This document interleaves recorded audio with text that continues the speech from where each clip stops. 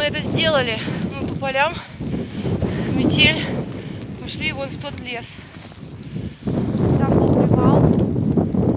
Обратно выбрались. И я так устала. Подумала, что, наверное, будет обратно легче вплавь. Я поплыла. Ох.